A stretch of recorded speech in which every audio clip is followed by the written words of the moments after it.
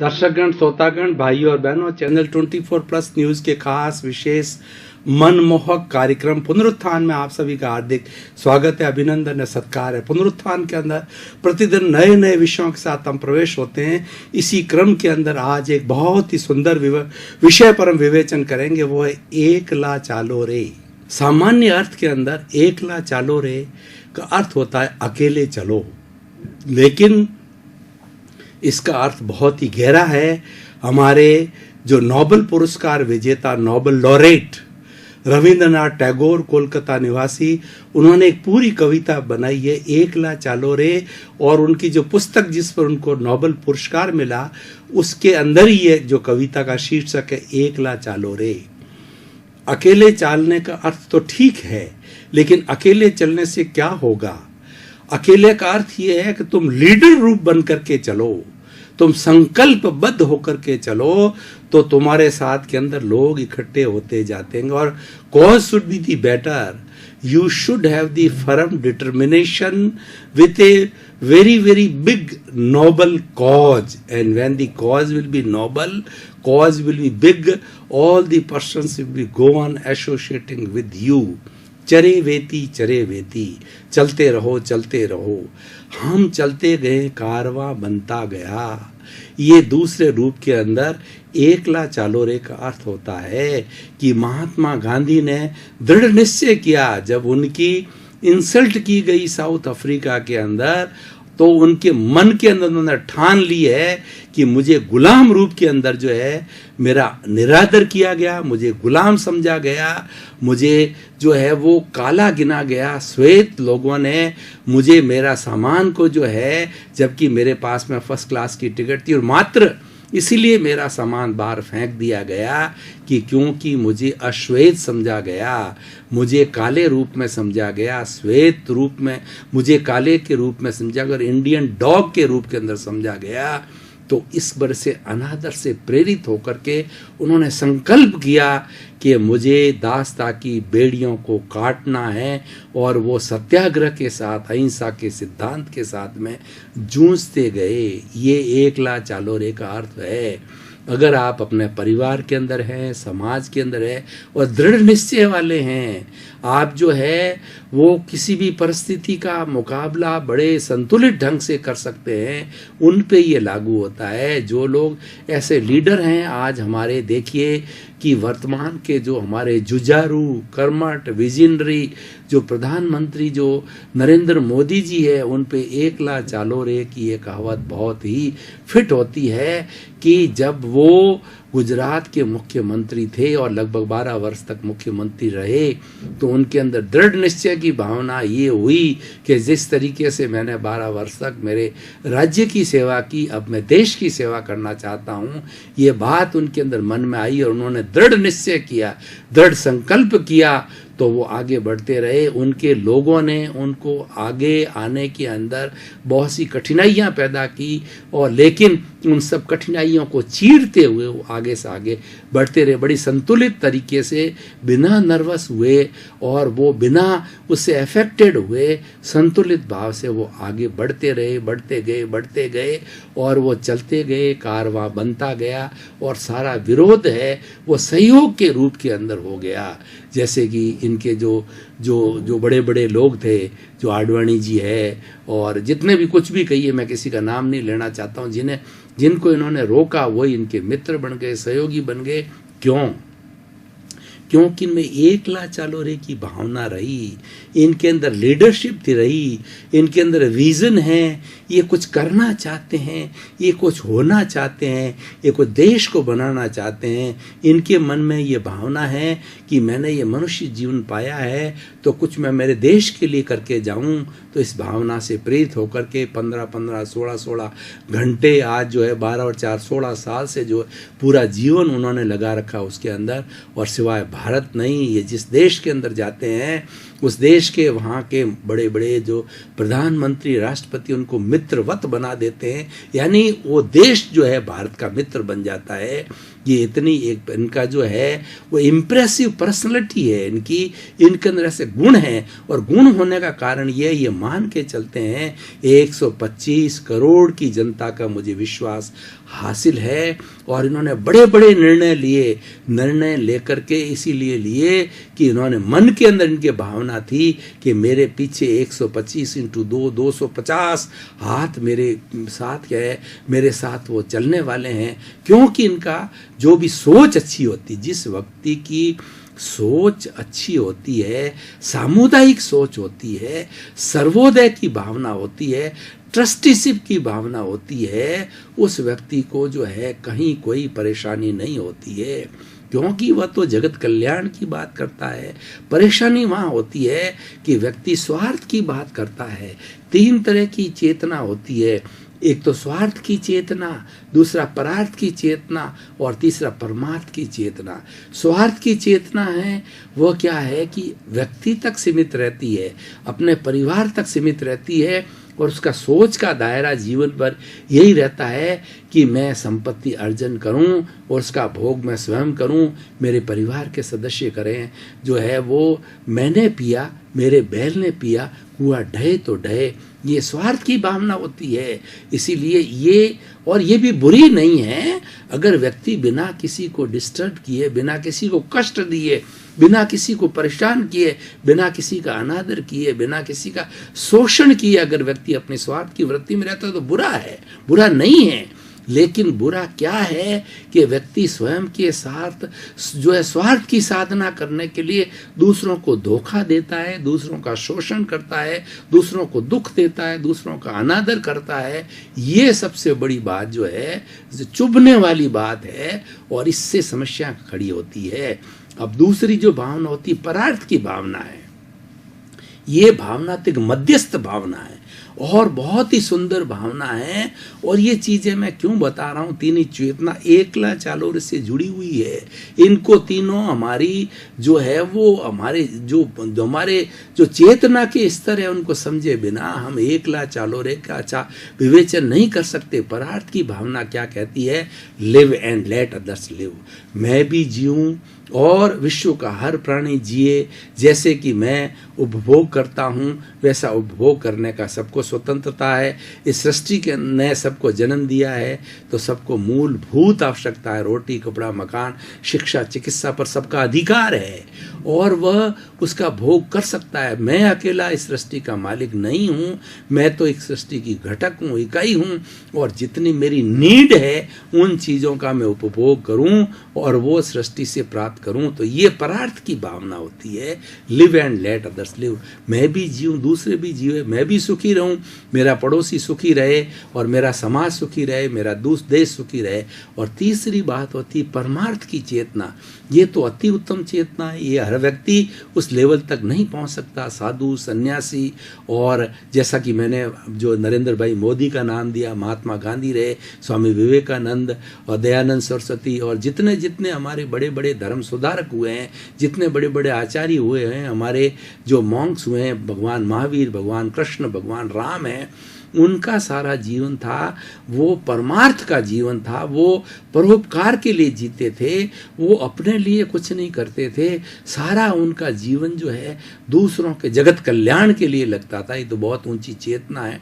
तो एकला चालो रे का अर्थ ये लीडर बन करके चालो। लेकिन तुम लीडर कब बन के रहोगे, तुम्हारे लीडरशिप में तुम्हारे उस जो व्यक्ति एकला चलता है, लीडर बन के चलता है, उसके अंदर कुछ गुण होने चाहिए। उन हम गुणों की चर्चा करें।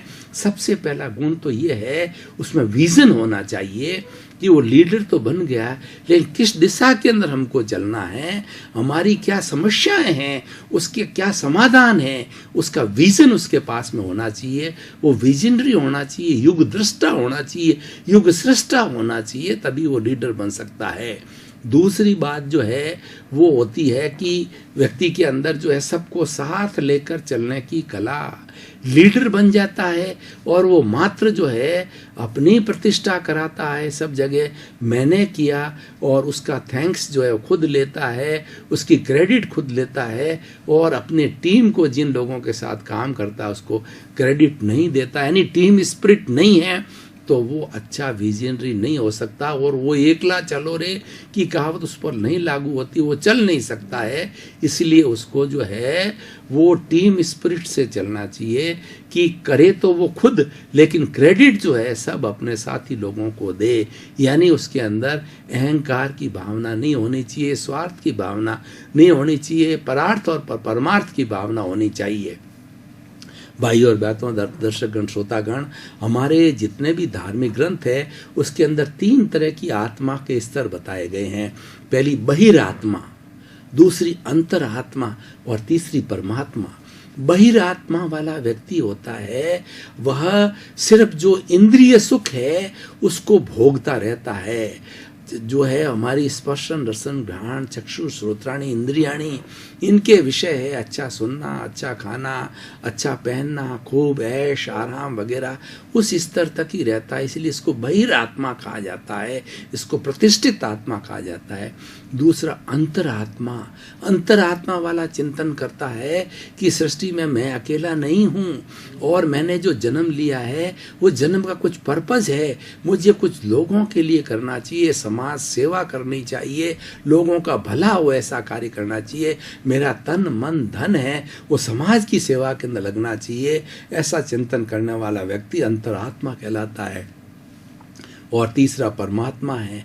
परमात्मा तो क्या होता है कि वो पूरे जगत की, पूरी चराचर सृष्टि के जो कल्याण की बात करता, करुणा के सागर होते हैं। भगवान महावीर को देखिए, भगवान गौतम बुद्ध को देखिए, और बड़े बड़े धर्म सुधारक महात्मा गांधी को देखिए, विवेकानंद जी और दयानंद जी, जितने जितने हमारे देश में वो और विश्व के कोने कोने में जो हुए हैं, टॉलस्टॉय है, स्टालिन है, चर्चिल है, जितने जितने लोग हुए हैं, चाहे किसी वर्ग के हो, वो जितने जितने लोग हुए हैं, ये परमार्थ की बात सोचते हैं, उनका जीवन का उद्देश्य परमार्थ होता है, तो वो परमात्मा के रूप के अंदर आ जाते हैं। और ऐसा व्यक्ति जो है परमात्मा पद को भी प्राप्त करता है। जब शरीर को छोड़ करके वो दूसरी जगह जाता है तो वो स्वर्ग के अंदर या मोक्ष की स्थिति के अंदर चला जाता। तो इस तरीके से एकला चालोरे का आज के वर्तमान परिप्रेक्ष्य के अंदर क्या रिलेशन है, क्योंकि हमारा पुनरुत्थान कार्यक्रम है, मात्र विषय की विवेचना नहीं करता है, उसको वर्तमान के अंदर हमारी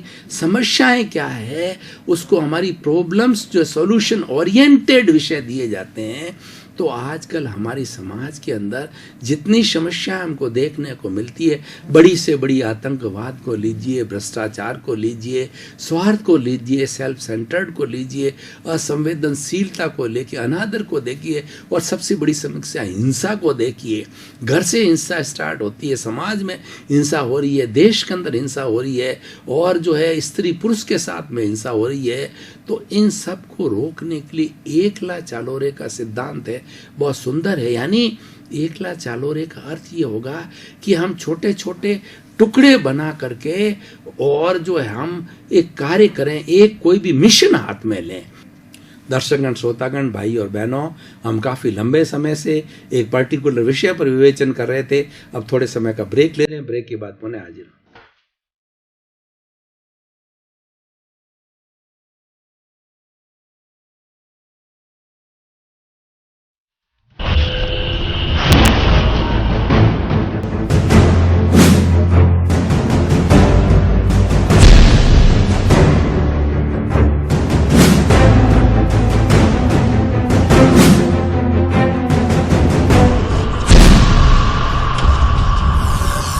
थोड़े समय का ब्रेक लिया, अब तरोताजा महसूस कर रहे हैं। पुनः हमारा जो निर्धारित विषय है उस विषय पर हम चर्चा प्रारंभ कर रहे हैं। जैसे कि हमने जो है सफाई का मिशन लिया, तो उस मिशन को हमने देशव्यापी करें। हम प्रारंभ अपने घर से करें। Charity begins from home. एकला चालोरे वाला कोई बहुत बड़ा मिशन लेके चलता है तो चैरिटी बिगिंस फ्रॉम होम, वो घर से जो है इसको प्रारंभ करता है। तो धीरे धीरे चरे वेती हम चलते रहे, कारवां बनता गया, तो लोग उसके साथ में जुड़ते जाते हैं, क्योंकि मिशन अच्छा है।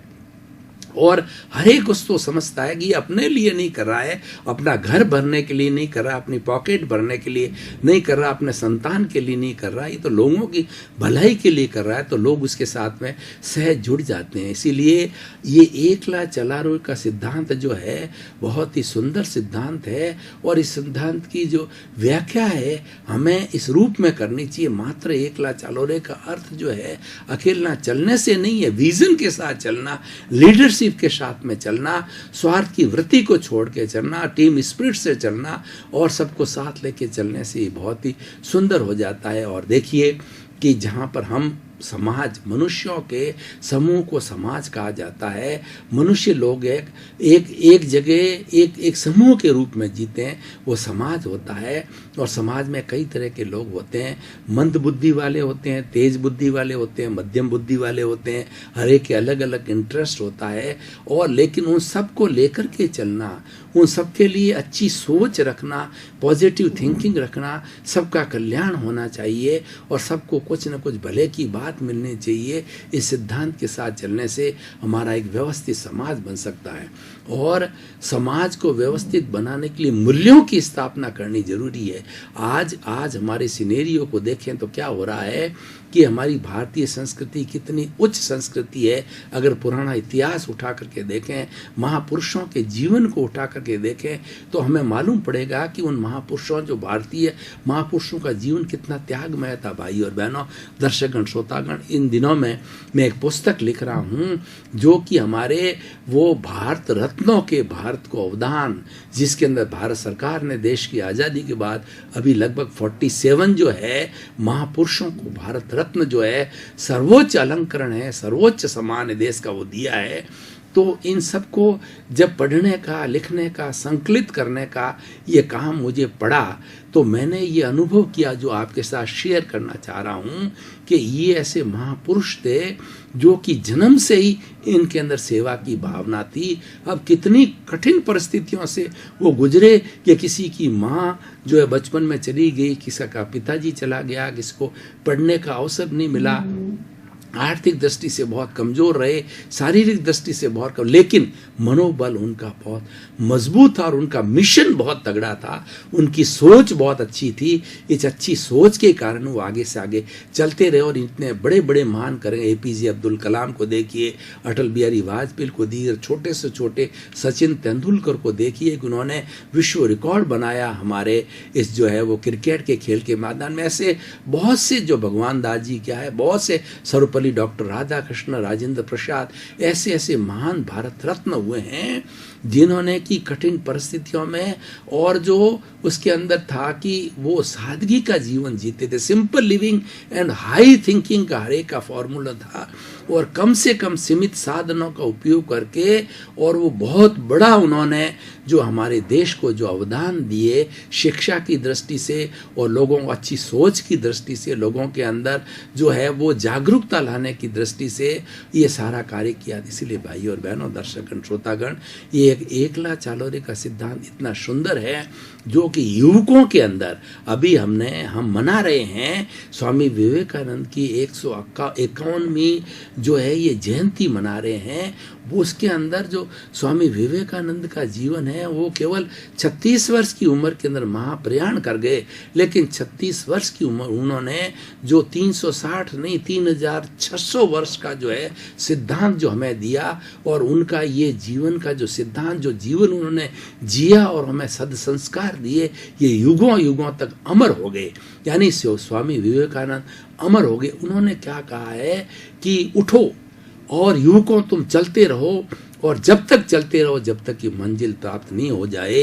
ये उनका मूल सिद्धांत था। उन्होंने युवकों को जगाया, उनकी झंकृत किया, उनकी आत्मा को, उनकी सोई हुई आत्मा को कहा कि तुम पुरुषार्थ जगाओ, तुम्हारे के अंदर वह सब कुछ है कि तुम एक अच्छा देश बना सकते हो, अच्छा विश्व बना सकते हो और कल्याणकारी काम कर सकते हो। तो उनके भीतर जो संभावनाएं थी, भीतर में सोया हुआ युवकत्व था, उसको जगाया। युवकों को जगाने के अंदर स्वामी विवेकानंद के अंदर बहुत सुंदर काम किया, क्योंकि वो युवक अवस्था में ही महाप्रयाण 36 वर्ष की अवस्था में कर गए, तो युवक रूप में थे, युवक रूप के अंदर उन्होंने प्रवचन दिया। और ऐसे ऐसे शिकागो के अंदर जो 1894 के अंदर उन्होंने पहला दिया, 0 पे प्रवचन दिया, घंटों घंटों पर 17-18 घंटों पर धारा प्रवाह वो चला, वो अंग्रेजी भाषा के अंदर उनका कमांड दोनों पे। लेकिन उनकी साधन की कितनी, उनका जीवन एक संत का जीवन था, इस कारण से इतने महापुरुष हुए। एकला चालोरे की ये कविता बनाने वाले नोबेल पुरस्कार उनको मिला। और इसके पीछे सबसे बड़ी भावना क्या रही कि तुम जो है लीडर बन करके अच्छी क्वालिटी के साथ के अंदर समाज का निर्माण करो, लोग तुम्हारे साथ जुड़ेंगे और ये तुम्हारा जो कारवां है आगे बढ़ता रहेगा। और 1 से 2 और बढ़ते बढ़ते जो है हम कई अच्छे लोगों की टीम को तैयार करेंगे तो एक अच्छा भारत बनेगा। और ऐसा कहा भी गया है कि सुधरे व्यक्ति समाज, व्यक्ति से राष्ट्र स्वयं सुधरेगा। हमें समाज को सुधारना है तो उसकी सबसे छोटी से छोटी इकाई है व्यक्ति को सुधारना पड़ेगा, खुद को सुधरना पड़ेगा। स्वयं संसार जो है, स्वयं का सुधार संसार की सबसे बड़ी सेवा है। अगर विश्व की सेवा करना चाहते हैं बंधुओं, तो सबसे पहले जो है हम खुद का सुधार करें और खुद के अंदर हमारे अच्छे संस्कारों का बीजारोपण करें। उन संस्कारों को हम अपने जीवन के अंदर जिएं और हम पहले जो है वो करके कुछ दिखाएं। तो और वो व्यक्ति पूजनीय वही होता है जो चरित्रवान होता है। पहले वो कोई जीता है फिर बोलता है तो उसकी बात का असर होता है। हमारे जितने जितने महापुरुष जो हैं आज भी प्रवचन देते हैं, आचार्य है, साधु है, सन्यासी जो रियल साधु हैं, सन्यासी ढोंगी बाबा जो आजकल बहुत है, वो तो एक व्यापार है, वो ढोंग करते हैं। और वो लोग जो है हमारे जो सोसाइटी को बिगाड़ने वाले हैं, वो स्वार्थी लोग हैं, वो कंचन कामिनी को रखते हैं, खाली अपनी लोलुपता के लिए जो है वो करते हैं। लेकिन जो रियल रूप के अंदर साधु है, कंचन कामनी से दूर है, परमार्थी है और जो परमात्मा पद के ऊपर अवस्थित है, ऐसे लोग जो हैं वो एकला चालोरे के सिद्धांत से आगे चलते हैं। उनके साथ में लाखों लाखों करोड़ों लोगों का उनको समर्थन प्राप्त होता है, करोड़ों लोगों के हृदय के सम्राट होते हैं, वो पूजनीय होती है और उनकी बात का असर पड़ता है। और कई कई लोग जो है उनकी बात को, असर को देख करके समाज कल्याण में लग जाते हैं, देश के कल्याण में लग जाते हैं और गरीबी को हटाना, गरीबी अमीरी की खाई को मेटने के लग जाते हैं। और लोगों की अपने जो है नर से नारायण बनता है, यानी जो नर है वही नारायण का रूप होता है। तो नर सेवा के अंदर वो लग जाते हैं, जीव दया के अंदर लग जाते हैं। और ऐसे ऐसे लोगों को देखा है हमने कि जो है वो पूरा दिन जो है वो हॉस्पिटल के अंदर ही जाते रहते हैं, लोगों को भोजन देना, उनकी क्या क्या आवश्यकता है, उनको कंबल चाहिए या उनको भोजन की आवश्यकता चाहिए, उनको दवाई चाहिए, उसके अंदर लगे रहते हैं। यानी वो पर कल्याण की बात करते हैं।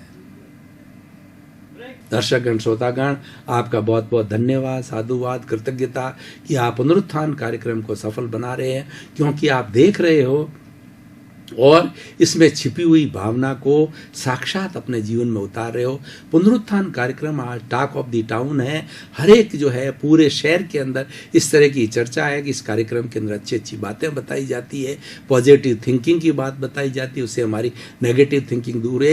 एक अच्छे समाज का निर्माण हो रहा है और ये सब आपकी वजह से हो रहा है। और इस पुनरुत्थान कार्यक्रम का हमारा उद्देश्य है कि जगत कल्याण, सर्वे भवन्तु सुखिनः सर्वे भवन्तु निरामया। इसी क्रम में आपका जीवन आनंदमय हो, मंगलमय हो, सुखमय हो, शांतिमय हो और आप 100 वर्ष की उम्र तक जी करके समाज का कल्याण करें, सबका अपना हित करें और समाज का हित करें। आपके प्रति मंगल भावना।